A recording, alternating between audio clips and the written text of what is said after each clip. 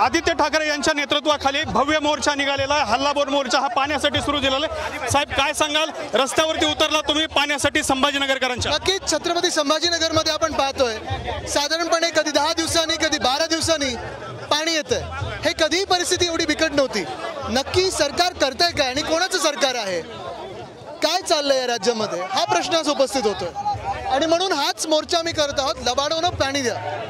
महिनाभर साधारणपणे सगळ्या शिवसैनिकांनी संभाजीनगरमध्ये आंदोलन केलं, त्याचा आजचा हा शेवटचं आंदोलन आहे। हो, आपण पाहतोय हे शेवटचं आंदोलन नाहीये। हे सगळे जे मोर्चे झाले आमचे प्रत्येक वॉर्डमध्ये झाले, प्रत्येक वस्तीत झाले आणि त्यानंतर आपण पाहतोय अंबादास जानवेजी स्वतः यांनी पुढाकार घेतला होता। आमचे स्थानिक सगळे शिवसैनिक असतील, मग वॉर्ड लेवल ते दिल्लीपर्यंत सगळेच ह्याच्यात उतरले होते आणि मुख्य गोष्ट म्हणजे स्थानिक जनतेने जो प्रतिसाद दिलेला आहे, हा जनतेचा प्रश्न आहे, तो घेऊन आम्ही उतरलेलो आहे। हा तोच रस्ता आहे ज्या रस्त्यावरून सध्याचे मुख्यमंत्री आणि तत्कालीन विरोधी पक्षनेते त्यांनी सुद्धा मोर्चा काढला होता। नक्कीच, पण ते मोर्चा काढतात, निवडणुकीत वचने देतात आणि लोकांना फसवतात। आम्ही जी वचने देतो ती वचनपूर्ती करतो।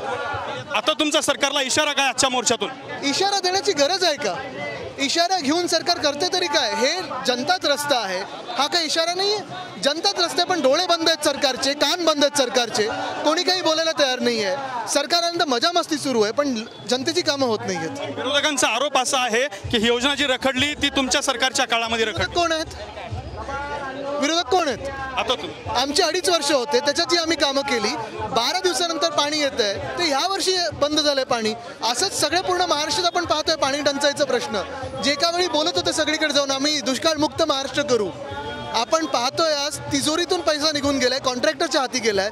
आत्ता पण आम्ही ज्या रस्त्यावरनं येत होतो, नवीन जो महामार्ग झालाय, ॲस्फॉल्टचं काम बेकार, काही काही ठिकाणी खड्डे झालेत, पॅचवर्क सुरू झालेलं आहे। म्हणजे एवढं महाराष्ट्रात भ्रष्टाचार केला कोणी? तर भाजपने केला।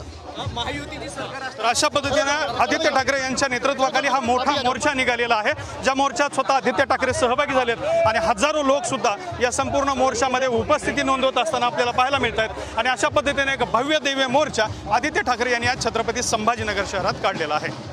कॅमेरामॅन हर्षल निकम सोबत दत्ता कानवटे, TV9 मराठी, छत्रपती संभाजीनगर।